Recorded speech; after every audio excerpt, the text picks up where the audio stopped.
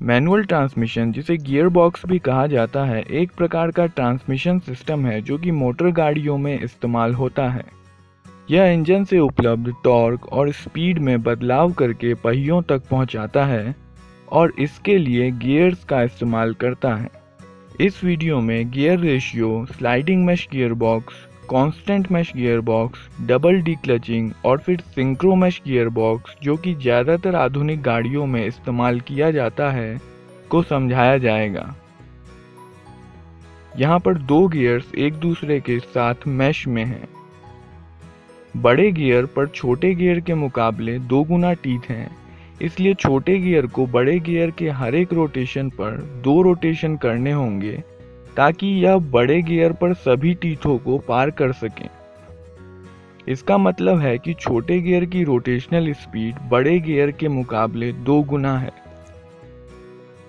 Input speed और output speed के ratio को गियर रेशियो कहा जाता है और यह आउटपुट गियर पर टीथ की संख्या डिवाइडेड बाय इनपुट गियर पर टीथ की संख्या के बराबर होता है। इनपुट टॉर्क को जब इनपुट गियर की रोटेशनल स्पीड से गुना कर दिया जाता है तो वह इनपुट पावर होता है और पावर इनपुट पावर आउटपुट के बराबर होना ज़रूरी है, जो कि output torque multiplied by output rotational speed के बराबर होता है। चूँकि आउटपुट गियर की रोटेशनल स्पीड इनपुट गियर की रोटेशनल स्पीड की आधी है, इसलिए आउटपुट शाफ्ट इनपुट शाफ्ट के मुकाबले 2 गुना टॉर्क डिलीवर करेगा। इसका मतलब यह है कि यदि हम एक तरफ कम टॉर्क ज़्यादा गति से लगाएं, तो गियर सिस्टम की मदद से हम आउटपुट में ज़्यादा टॉर्क कम स्पीड से प्राप्त कर सकते हैं। इसी बेसिक प्रिंसिपल को गियर बॉक्स में इस्तेमाल किया जाता है। एक ऑटोमोबाइल को रेस्ट से शुरू करने के लिए, चढ़ाई करने के लिए या लोड खींचने के लिए काफ़ी टॉर्क की ज़रूरत होती है। इन स्थितियों में गाड़ी का तेजी से चलना ज़्यादा ज़रूरी नहीं होता। वहीं दूसरी ओर जब गाड़ी लेवल रोड पर तेजी से चल रही है, तब गाड़ी के पहियों पर ज़्यादा टॉर्क लगाने से बेहतर है कि कम टॉर्क को ज़्यादा गति से लगाया जाए। इंजन इतनी बड़ी स्पीड रेंज में एफिशिएंटली काम नहीं कर पाता है, इसलिए इंजन और पहिए के बीच रिलेटिव मोशन के लिए गियर का एक सेट इस्तेमाल किया जाता है, जिसे ट्रांसमिशन सिस्टम या गियर बॉक्स कहा जाता है। स्लाइडिंग मैश गियर बॉक्स सबसे सिंपल और बहुत पहले से इस्तेमाल होने वाला गियर बॉक्स है। इसमें 3 पैरेलल शाफ्ट होते हैं: इनपुट शाफ्ट, आउटपुट शाफ्ट और काउंटर शाफ्ट। इनपुट शाफ्ट और आउटपुट शाफ्ट काउंटर शाफ्ट के जरिए जुड़े होते हैं।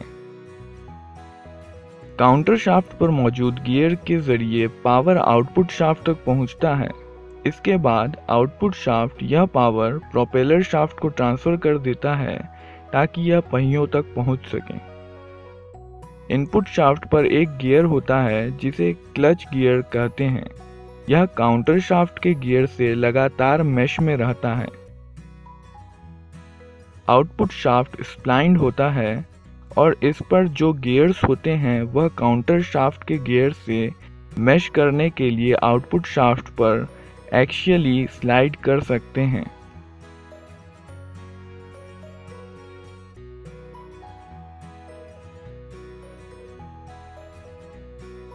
इस प्रकार के गियर बॉक्स में गियर बदलने पर आवाज़ होती है और बिना किसी नुकसान के गियर बदलना काफ़ी मुश्किल होता है।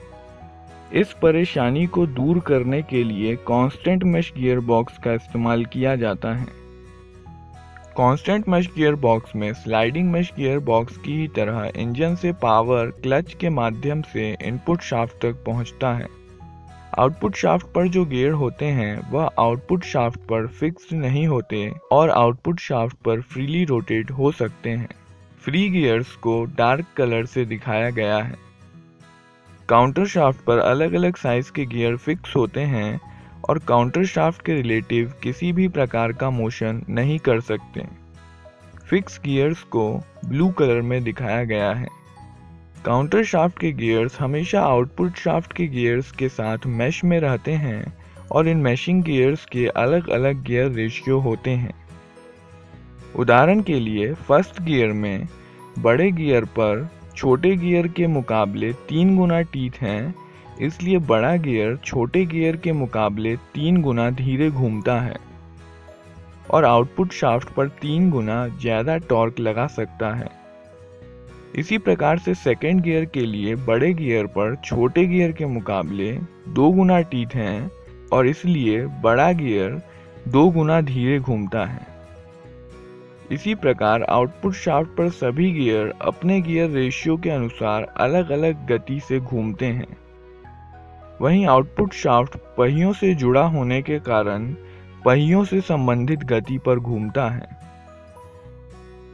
आउटपुट शाफ्ट को पावर ट्रांसमिट करने के लिए फ्रीली घूम रहे गियर्स में से किसी एक गियर को आउटपुट शाफ्ट पर लॉक करने की ज़रूरत होती है।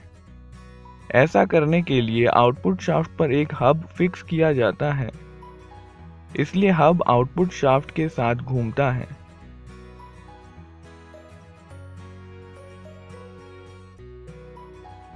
हब पर एक स्लीव स्प्लाइंट किया जाता है जो कि हब पर एक्सियली मूव कर सकता है। इस स्लीव को स्लाइड करके गियर के साइड में लगे सिंक्रो टीथ के साथ जोड़ा जा सकता है। ऐसा करने से गियर हब के जरिए आउटपुट शाफ्ट पर लॉक हो जाता है। इसलिए locked gear, output shaft, shift sleeve और हब एक यूनिट की तरह काम करते हैं और एक ही स्पीड पर घूमते हैं, जबकि दूसरे गियर्स अपने गियर रेशियो के मुताबिक शाफ्ट पर फ्रीली रोटेट होते हैं और इसलिए इनकी स्पीड आउटपुट शाफ्ट से अलग होती है। इसी प्रकार शिफ्ट स्लीव स्लाइड होकर सेकेंड गियर से जुड़ सकता है, जिसके कारण सेकेंड गियर हब के माध्यम से आउटपुट शाफ्ट पर लॉक हो जाता है। अब सेकेंड गियर और आउटपुट शाफ्ट एक ही स्पीड से घूमते हैं और पावर इंजन से इनपुट शाफ्ट, फिर काउंटर शाफ्ट, फिर सेकेंड गियर से आउटपुट शाफ्ट को ट्रांसफर होता है। आउटपुट शाफ्ट पर थर्ड और फोर्थ गियर को लॉक करने के लिए एक और हब और शिफ्ट स्लीव दिए जाते हैं। शिफ्ट स्लीव को थर्ड गियर से जोड़ने से थर्ड गियर लॉक हो जाता है। फोर्थ गियर के लिए शिफ्ट स्लीव को डायरेक्टली इनपुट शाफ्ट के गियर से जोड़ दिया जाता है और पावर सीधे इनपुट शाफ्ट से आउटपुट शाफ्ट को बिना किसी स्पीड रिडक्शन के ट्रांसफर हो जाता है। इसलिए इसे डायरेक्ट ड्राइव भी कहा जाता है। पर यहाँ पर एक समस्या है। कांस्टेंट मेश गियर बॉक्स में शिफ्ट स्लीव और गियर में स्मूथ एंगेजमेंट के लिए यह ज़रूरी है कि दोनों की स्पीड बराबर हो। मान लीजिए कि हमें फोर्थ गियर से फर्स्ट गियर पर आना है। अभी फोर्थ गियर आउटपुट शाफ्ट पर लॉक है और इसलिए आउटपुट शाफ्ट फोर्थ गियर की स्पीड से घूम रहा है।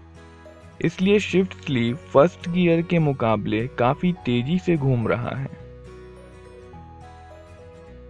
और ऐसे में शिफ्ट स्लीव को फर्स्ट गियर के साथ स्मूथली एंगेज नहीं किया जा सकता। शिफ्ट स्लीव को फर्स्ट गियर के साथ एंगेज करने के लिए फर्स्ट गियर की स्पीड को बढ़ाकर शिफ्ट स्लीव की स्पीड के बराबर करना ज़रूरी है।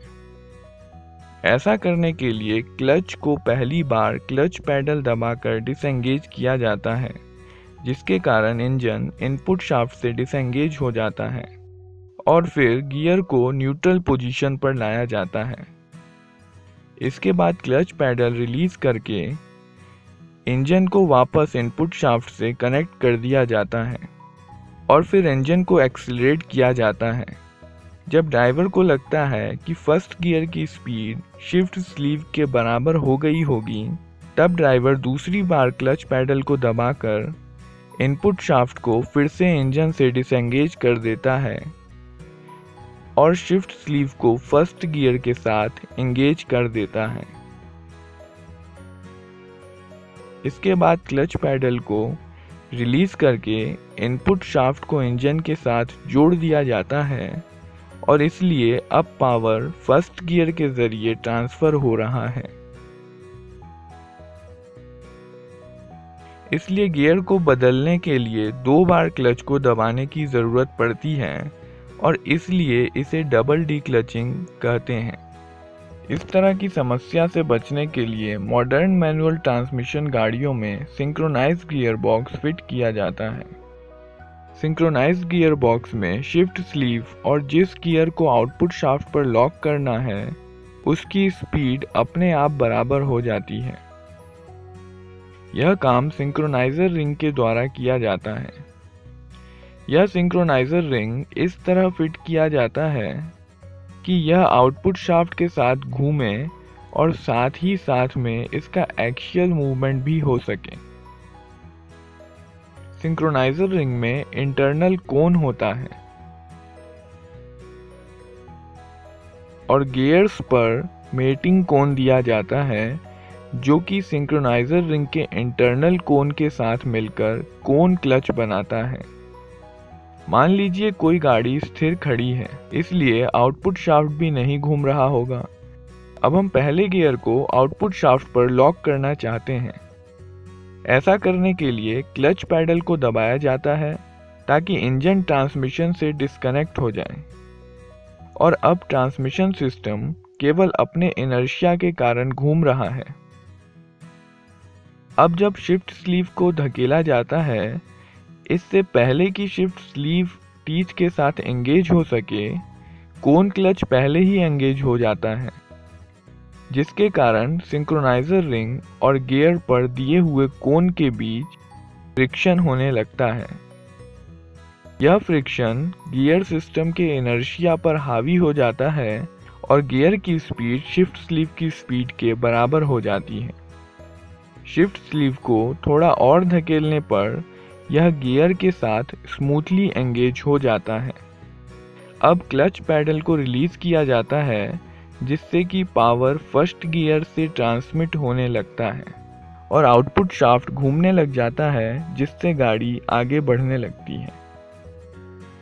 इसी प्रकार सेकेंड गियर लगाने पर सिंक्रोनाइजर रिंग और सेकेंड गियर के बीच होने वाले फ्रिक्शन के कारण सेकेंड गियर की स्पीड शिफ्ट स्लीव के बराबर हो जाती है और शिफ्ट स्लीव सेकेंड गियर के साथ स्मूथली एंगेज हो जाता है।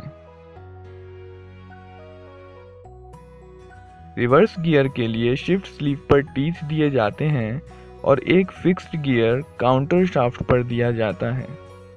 यह दोनों गियर डायरेक्टली मैश में नहीं होते। इनको जोड़ने के लिए एक आइडलर गियर का इस्तेमाल किया जाता है जिससे कि घूमने की दिशा बदल जाती है। जब रिवर्स गियर लगाने की ज़रूरत होती है तब काउंटर शाफ्ट के गियर को और शिफ्ट स्लीव को आइडलर गियर को शिफ्ट करके जोड़ दिया जाता है। अब आउटपुट शाफ्ट रिवर्स डायरेक्शन में घूमेगा।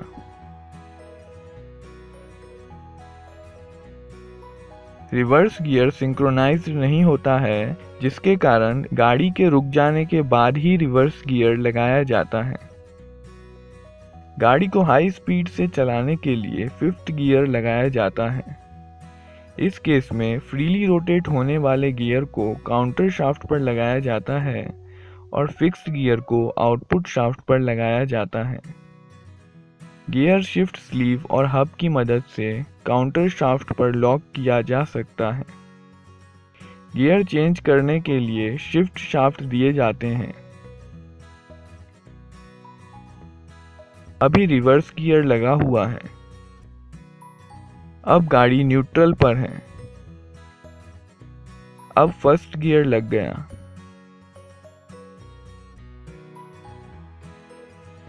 अब गाड़ी न्यूट्रल पर है। अब सेकंड गियर लग गया।